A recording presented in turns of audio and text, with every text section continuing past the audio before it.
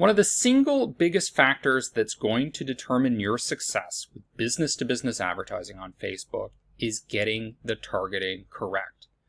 When you use LinkedIn for advertising, you're going to pay more in general, but the targeting tends to be very specific. It tends to be very up to date. So for example, you can target people based on specific job titles, specific experience, specific skills. You can target people that are members of specific groups, companies of a certain size. The challenge with Facebook is that often it's designed to go so broad that you end up targeting irrelevant people. Their job title may be out of date, if the job title is even available at all. So really testing and getting the targeting correct is going to be critical. Now, to demonstrate this, we're going to look at a campaign that I've been running for maybe 1 or 2 weeks. And we can see that I have 3 live campaigns. I have a video views campaign, which is designed to get as many people as possible educated on the product and how it solves a problem. And then we have 2 lead generation campaigns, which are designed to get people into demos. Now, this first campaign here is targeting people using custom targeting. So these are special targeting options that I've inputted into Facebook.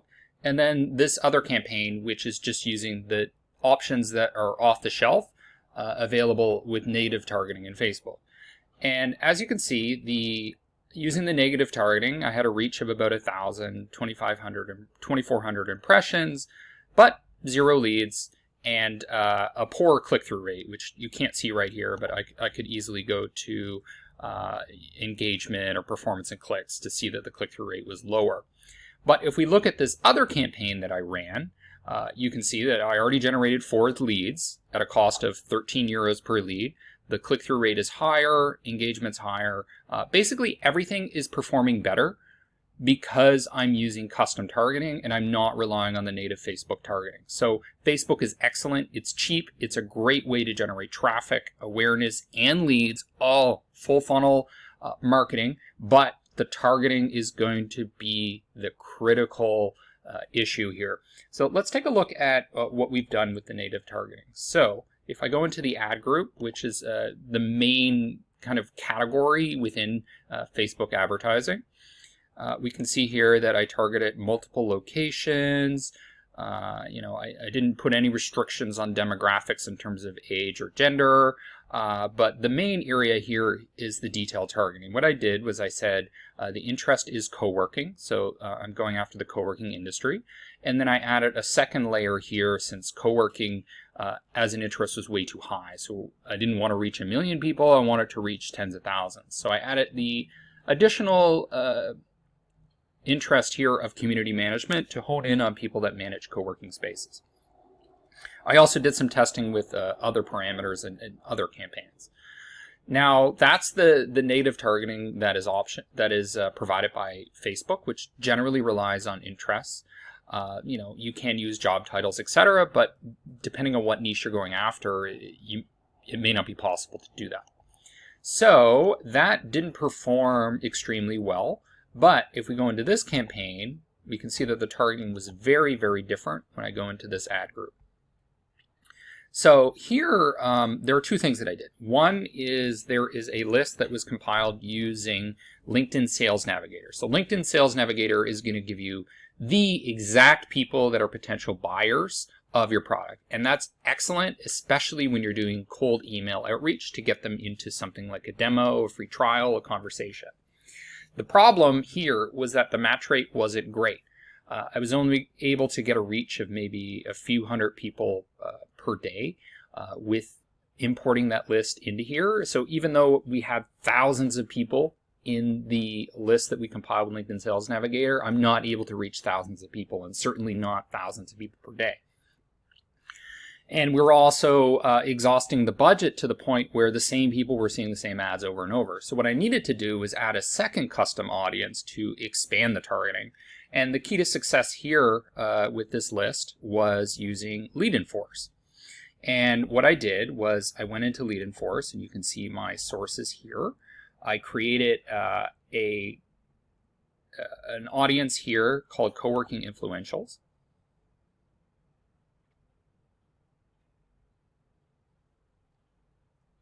And I'm going to show you where I came up with who the influencers were, which was by using SparkToro.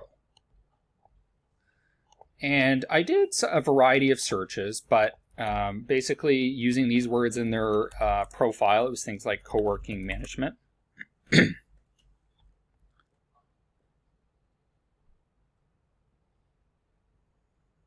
SparkToro, again, is a tool for identifying what organizations, brands, and individuals influence your target buyers. And I'm able to discover that there are certain groups like Co-working Europe, GCUC, Desmag, Kat Johnson. These are all influencers of the target customers that I'm going after. So Alex Hillman, Raymond Suarez. And what I did was I found all of their Facebook pages, or at least the ones that had Facebook. And I created these custom lists within Lead and Force. And you can see that I'm able to target about 2,500 people that follow Alex Hillman on Facebook, another 2,000 that follow this Facebook page, Co-working Handbook, about 1,000. And I put all of these sources into a single audience. And then I analyzed it by clicking this button, and then I shared it. I shared it by creating an audience called Co-working Influentials. I added it to the ad group, and I accepted the terms. And basically what it's going to do is it's going to create the custom audience in Facebook where you can see it here. And as you can see, the custom targeting performed much, much better, and we've already gotten 4 leads very cost effectively. And where you would see that audience is you would go to these 3 bars on the left, you hit audiences, and you can see them here. So one thing to point out when you create custom audiences like these is Facebook is very much concerned with having the users be anonymous to some extent. So if your list is not super big, they may not even give you an estimated audience size. But we can go into the campaign itself, look at the reach, look at how many leads are coming in, and realize that it is a suitable size. The other thing that we can do is we can go back to Lead and Force and see how many users we're targeting. So we can see that we have tens of thousands of people. For example, the amount of users here is almost 10,000 alone. So that's how you're able to scale a business-to-business campaign without relying on the negative targeting within Facebook.